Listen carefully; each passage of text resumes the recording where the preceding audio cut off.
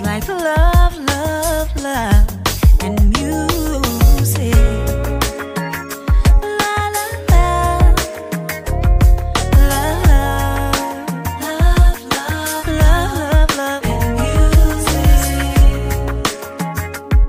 Love, love.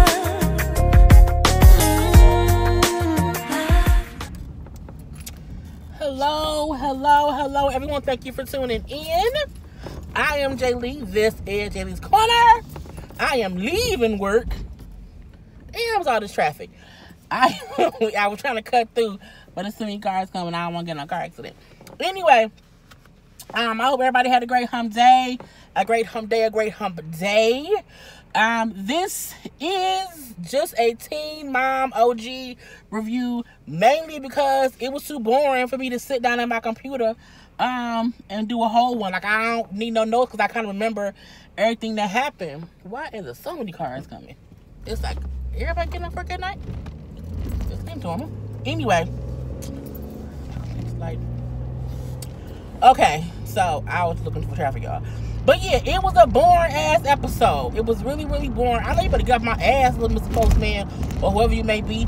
So I said I'm doing this a little car conversation on my way home. Well, I was gonna do it on the way to work this morning, but I talked about gossip stuff, so you know how that can be. If you have not done so already, please take a moment to subscribe to my channel and become a J Bird, okay? Because I love my J Birds.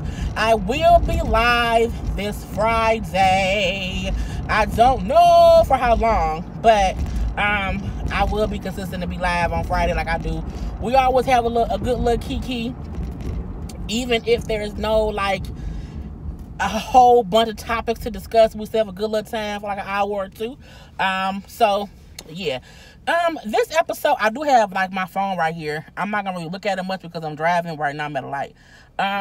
But I believe I remember everything. So, you know, it's like episode, I don't know what episode it was, but we're gonna start with Amber. Okay, we're gonna go person by person. Amber was easy.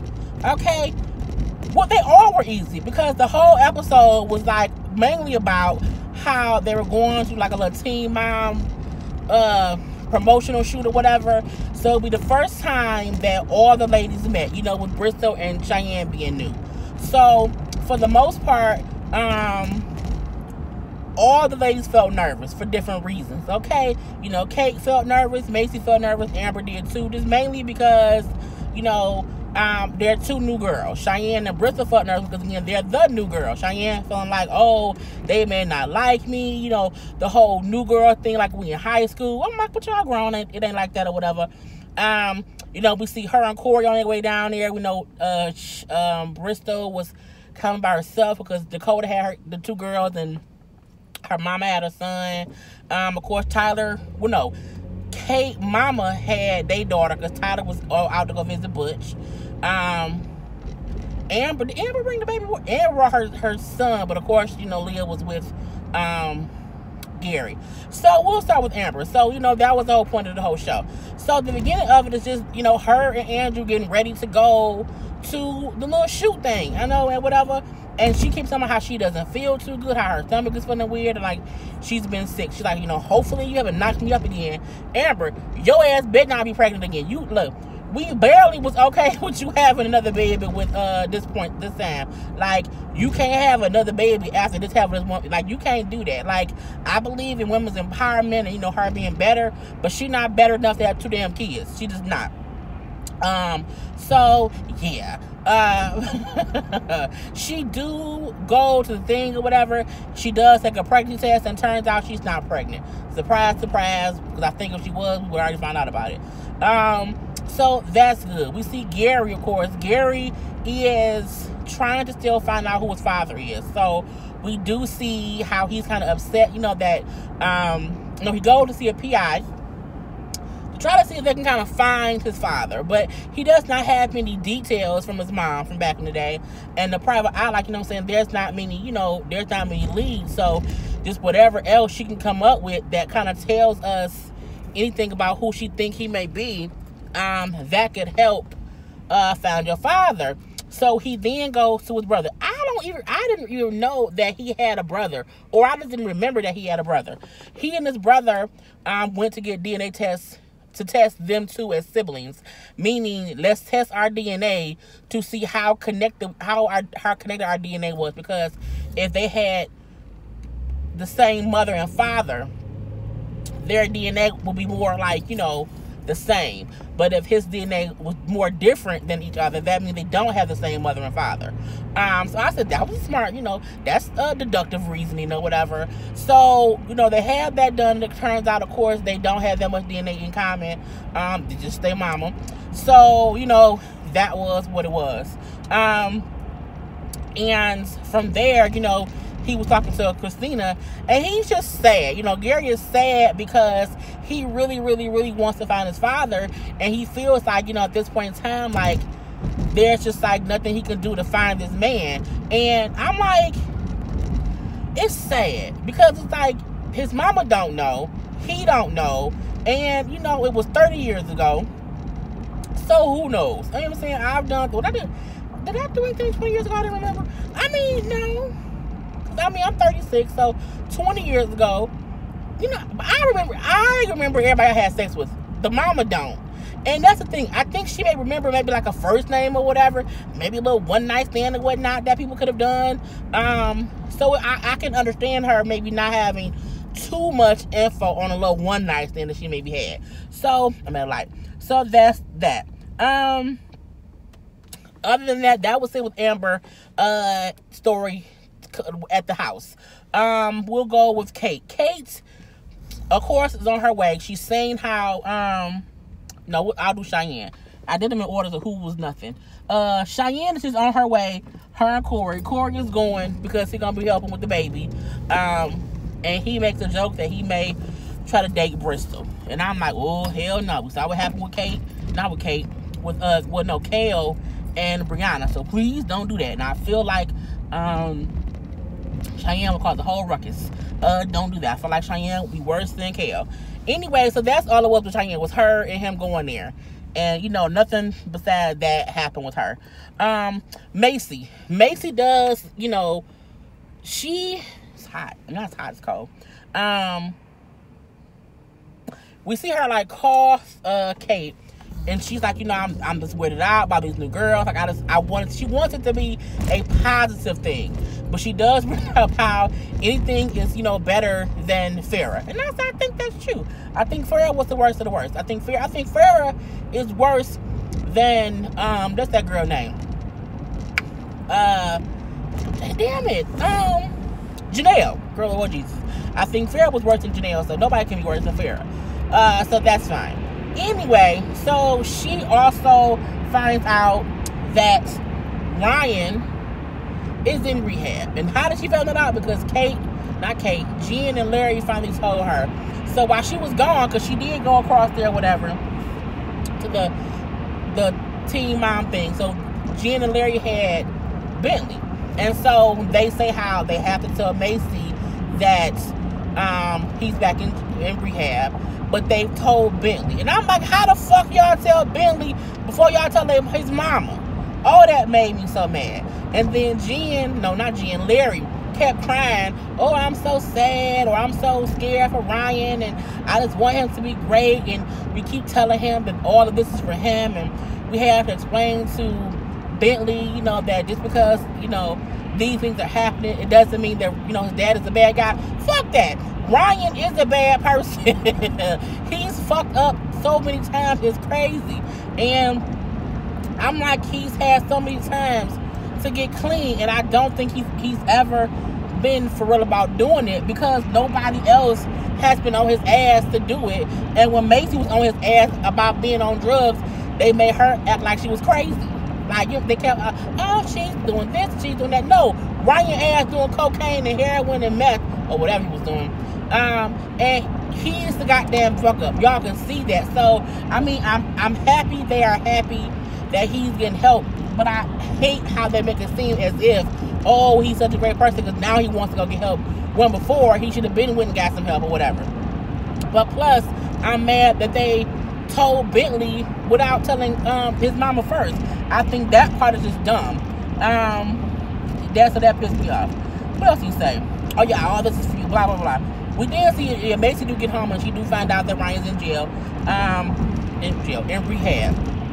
And so her thing is, you know, she does want him to be better. She says good that he went on his own, and that hopefully he stays the whole 90 days.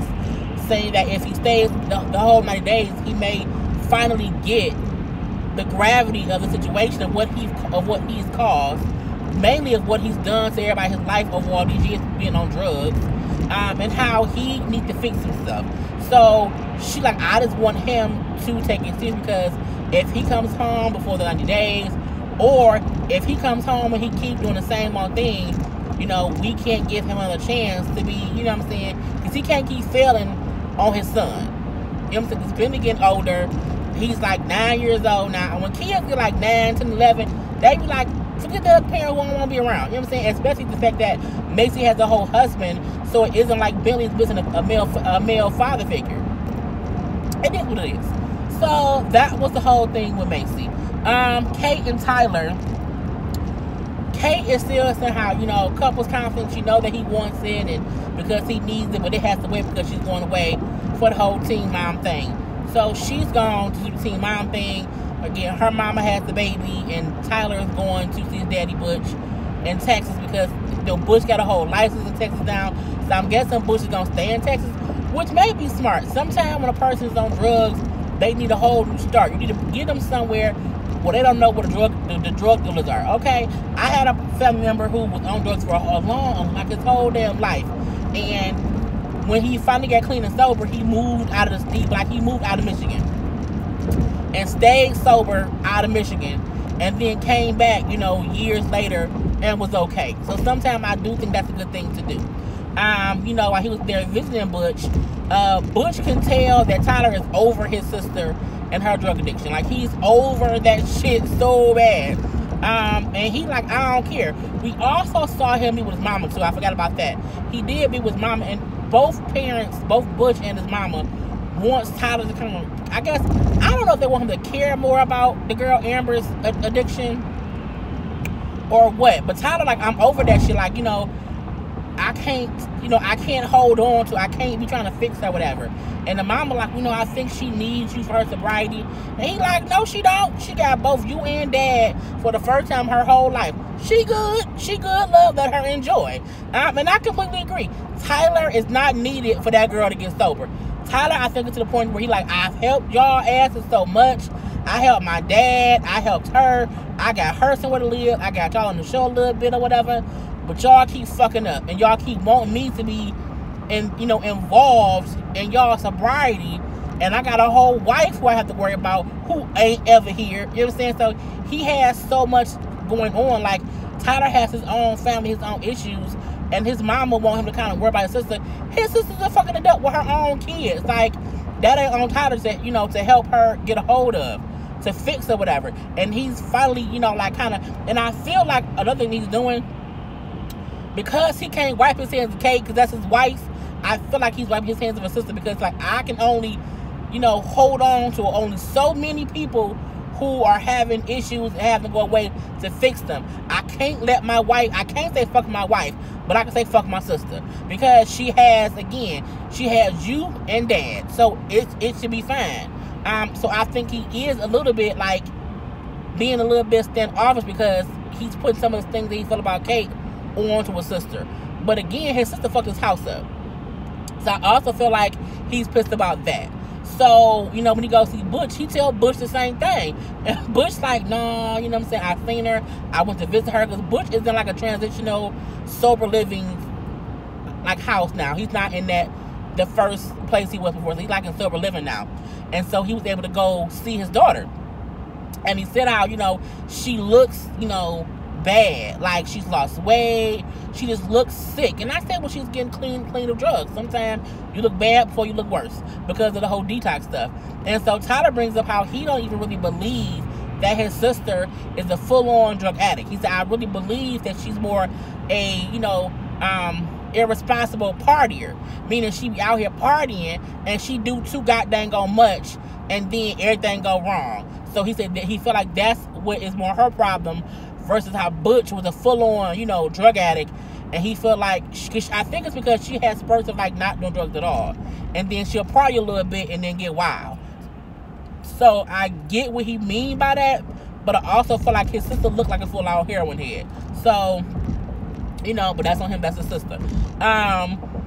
However, Butch like, well, I don't know. And he said, well, that's on her. She got y'all. I'm good. I'm straight, love and fucking joy. And I feel like they want Tyler again to kind of just always be involved. And he don't have to be. Like, that ain't his daughter. That's his sister. And he can wish her the best from afar. He can wish her the best from his house. He can wish her the best outside of, you know what I'm saying? He don't have to like be wholeheartedly involved in her getting sober. Like, he don't have to do that. Because again, I feel like they ignore all that Tyler is going through and how he has his own issues he needs to deal with. Let that boy be. So that was his whole thing. I think that was all he did. So, I think that was it. Butch looks nice now. Not nice as in he's cute or whatever, but he looks sober. So that's a good thing. Kate get back in town or whatever, and tell Tyler how everything went fine, or whatnot, and it was cool. So yeah. Bristol, and Dakota. Bristol and Dakota, I feel like this, they gonna hate each other forever, and I don't think one of them is to blame for the demise of their marriage.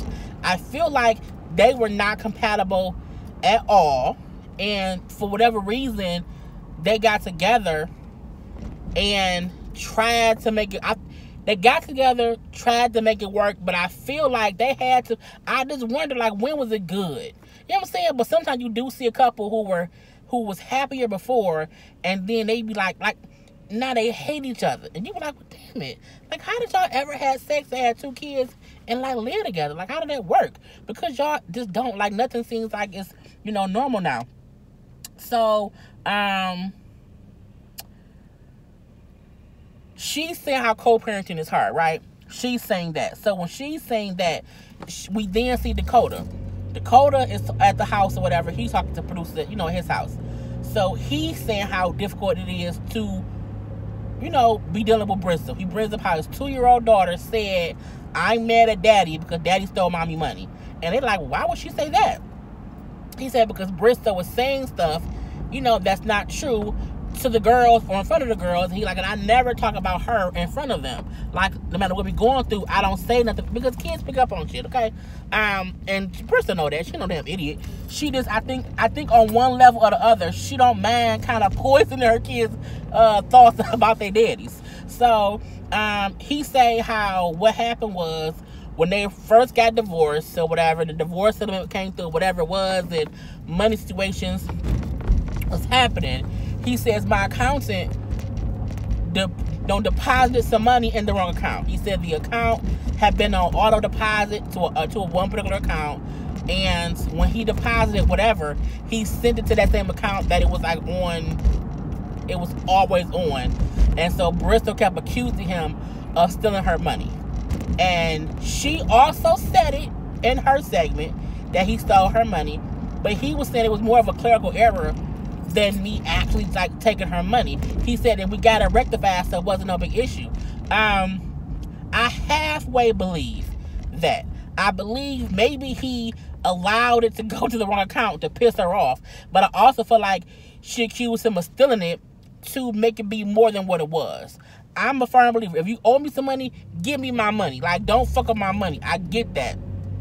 But there's a difference between inconveniencing me and I have to wait another day or two for my money than you like, he stole my money, spent it, and I ain't get it back. You know what I'm saying? I think that's different. And also, I don't think that that's a conversation to have around your kids. Like, keep that hush-hush. Like, don't even include them in that. Because, as he said, the kid not thinking daddy took mommy money and mommy probably couldn't buy us no McDonald's because daddy had the goddamn money.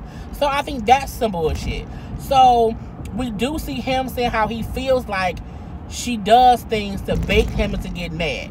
And I feel like she do a little bit because you can kind of tell he gets very frustrated when dumb shit happen. So, I can see her doing a little bit of dumb shit just to piss him off, and he would probably do the same thing to her. But I don't like Bristol.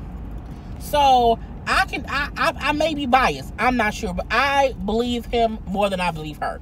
It also could be because I don't like her mama either. But still, I digress. So we see that whole thing play out. And so at the end, she, is back home, whatever, she's talking to her friend. And she brings up how her lawyer keeps sending her bills for like thousands and thousands and thousands of dollars. What could have got her a cheaper lawyer? Because of the conversations that her and Dakota have. Stop talking to your lawyer. Like, I'm not gonna pay a lawyer to have me keep talking to somebody. I will email you, bitch. So whatever we say is in email form, and so one person can't say something was or were not said, without a lawyer present. This is what I would have done. This is save myself money on lawyers. So it's like, and I'm gonna keep paying this lawyer because I just want to prove that he's wrong. That's your problem. You don't want to move on. You need to move on from the bullshit. Okay, you got your whole new house. Y'all divorced. Move on. And she said again, he stole my money because he stole the money, whatever. And the friend, like, he's a bad person. I can't believe what he's done to you, blah, blah, blah. I want them both to move the fuck on. At this point in time, I'm like, oh my God, this is so much. But I just don't like Bristol. And I'm sorry that her kids are going through another divorce with her or whatever. That's sad, sad, sad. But I want her to move the fuck on. I want them both to move on. And I kind of just be able to co-parent. Because right now, they can't even co-parent effectively. Because they beefed out within each other. So, that's crazy. So, that was the whole thing with them. And I think I did everybody. No, I won't go to this. Like, I won't be that ghetto. That was all. Nothing was with Cheyenne at all. So the only part that I'm missing is when they all met up at the Teen Mom thing. So we do see Bristol and Cheyenne meet up for the first time, and both admitting how they're nervous too about meeting other ladies or whatever. But Bristol, like, I think it'll be fine. I think it'll be okay because I've met Macy years ago, like 9 or 10 years ago, on like a little Teen Mom type panel show or a Young and Pregnant thing or whatever, years and years ago. We then see Amber and I think Kate. Amber is the most vocal. Amber is very vocal about wanting to meet the ladies before they go on stage, shoot any kind of scenes together for the little, special or whatever. She's like, we want to show for all these years. You know what I'm saying? Y'all owe us that much. Put some respect on our names. She's already upset because she says when the decision was made to add them on the show, they weren't told before it was announced in the media. She says, and I agree, that being that they built the show off their backs, meaning we were the original ones on Teen Mom, on 16 and Pregnant, we were the original ones on this Teen Mom OG show. I feel like y'all could have given us a little bit of respect to at least say, hey, this is what's happening. Not we find out on social media that y'all brought in two new people who wasn't even on the Teen Mom or the 16 and Pregnant show. So she was just adamant, we deserve that, at least that amount of respect. And I completely agree. She's like, I've been on the show for 10 years and I've showed y'all things in my life that was very, very hard. So I think I feel like I'm owed at least that much. And was Amber being a little bit of a bitch? A little bit. But what she said wasn't wrong. Like, it was true. Like, when you have a cast, you do tell the cast before you tell, let the information leak or whatever. Like, let them know when they say, hey, don't say shit. It's coming out tomorrow, don't say nothing. That's it or whatever. So, we do see them all meet up. And when they do all get together, it was fine. Like, it was a bit awkward at first. We seen Macy kind of say how, for her, she just wants everybody to understand how they're a family and how they have been on here for 10 years and how pothole. Oh, I didn't hit pothole. How they've been on there for 10 years and, they're a family and they trust each other. And she brought up, and this is her talking to Amber and Amber and or Kate. She wasn't talking to the other two. But she brings up how we're a family and we trust each other, and hopefully they come in and they realize that it has been the three of us together as a team for a while because they was, Farrah was on the outside or whatever. So them three do have a bond, and they're open to bringing in 2 more people and having 2 more people be a part of their bond, as long as they can trust that they are, there for the right reasons and is a good person or whatever. Because Farrah was a complete crazy, it was crazy. So I think they're like, we're fine bringing in 2 new people, as long as they want to be a part of this sisterhood that the 3 of us have built over 10 years. So when they meet all of them together, it was fine. It wasn't, it wasn't crazy. It was, it was normal. They kind of laughed, talked, they, toasted a drink or whatever. It wasn't a big issue. Then we do see how later on Kate do say how Bristol was a little bit weird. She said, but I think it's because she's conservative. No, I think Bristol has a stick up her ass. Well, does it make the same thing? I think it does. But, and that was the whole show. So, excuse me. I think I only got this much talking because I was driving. And this is the whole car conversation or whatever. So, yeah, I mean, it wasn't that much. It was what it was. I am still doing Teen My Young and Pregnant. I'll put that up later.